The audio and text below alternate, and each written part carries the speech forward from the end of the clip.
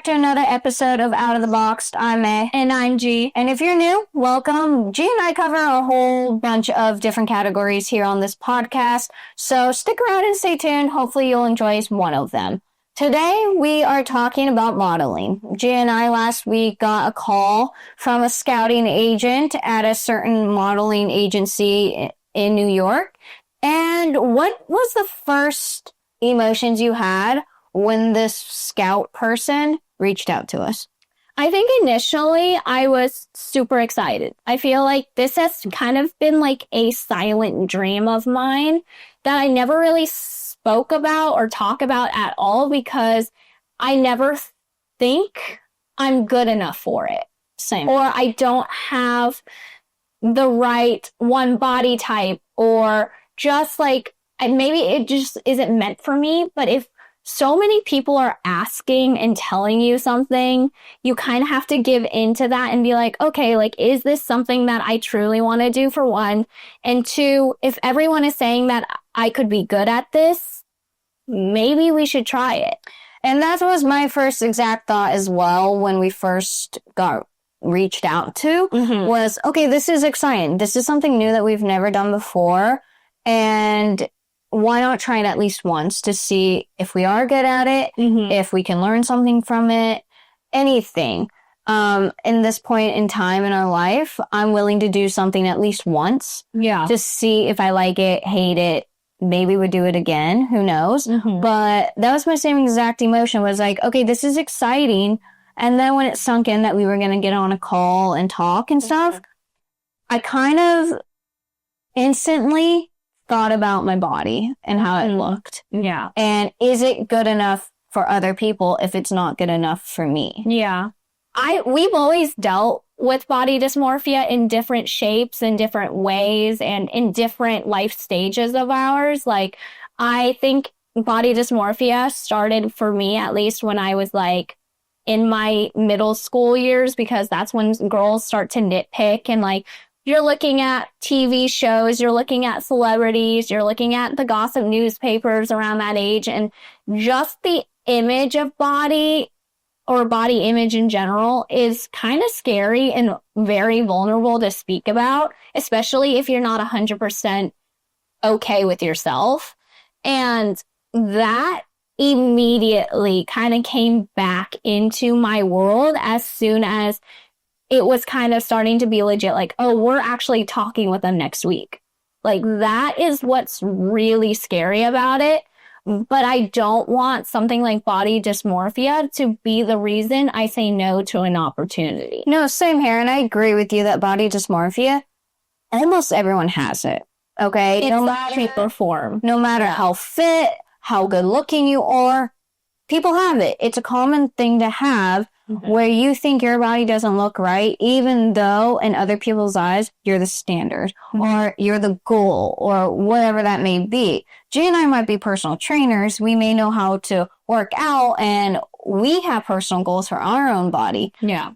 And to be straight up and real, my body is not where I want it to be. And I know I'm a huge obstacle in that way, I guess, or maybe I've slipped a little bit and not as motivated to get into the gym as I usually am. But yeah, I think every single person has body dysmorphia, even if you look great, because you may look great to other people, but you may not be that perfect goal or thing that you want for yourself. Yeah. And I think it's harder to battle yourself than it is to battle other people. Yeah. In modeling, your body is your work. Yeah, and I agree with that. Even down to like your skincare routines, like your face needs to be nice and not acne, like full of acne. You need to be eating properly, which is hard to do sometimes. And, you know, if your body type is a certain way, like mine, like only fitted clothing look really good versus like baggy clothing, which is something that might have to happen when you're in a photo shoot. You know, like you don't really know what you're going to show up for until you're there. So that's the aspect that I'm also nervous about. But is that just a me thing, like where I have to get over it? Or is it more just a generalization of what people go through when they have to make an answer? Or I don't know, because if you asked me that question, I'd be like, okay, I'm ready to at least try this once. So would you be okay wearing a dress and heels for a photo shoot? That's when I would be like, I genuinely cannot walk in heels because I can't even stand in them. They hurt. I've never really worn heels and whatever, so I would need to find a good modeling position or job where, one, they understand my style, for one. Mm-hmm. Two, I can be uncomfortable. I can wear clothes that make me uncomfortable. Yeah. But that's going to come across as well in your photos and in your headshot and everything. Mm-hmm. And I want to believe that in today's world and society, at least in the modeling industry and the clothing industry, more personalities and more styles are being shown. So I think it's easier for me to fit in more now than it would be back when we were growing up. Mm-hmm.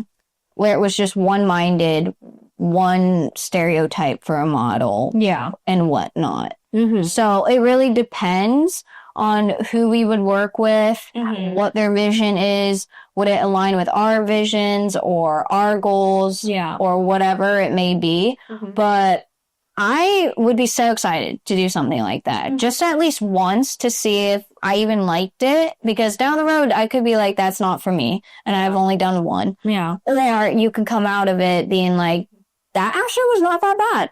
I would do that again. I personally would be really excited to do something kind of like that. I am excited, but it comes with a lot of anxiousness. And I think a lot of it has to do with my mental status with certain aspects, but it's definitely something that shocked us, one, that we got even notified for it. And two, it's definitely an opportunity that we shouldn't say no to right away. It's definitely something that, you have to kind of learn as you go. And it's nothing, modeling is something that I have, again, never thought we would be able to do. And so just the fact that modeling even came into a conversation for May and I is mind-boggling. But this is the point where I want to kind of throw out a question for you all that are watching. Have you had an opportunity where you had to say yes or no? And were you scared of maybe saying yes? And if you were, like, what are some of the ways that you had to get through that to hopefully make that opportunity either worth your while, or was it too much of an ask and you said no? I know a lot of people are going to come at this so differently. So if you have any tips or tricks about, taking opportunities one by one as they come, we would definitely love to hear them. Also, make sure to add them in the comment section down below. So with that, we are going to leave you guys on a question. So make sure to like, comment, and subscribe. And we will see you guys in the next episode. Bye.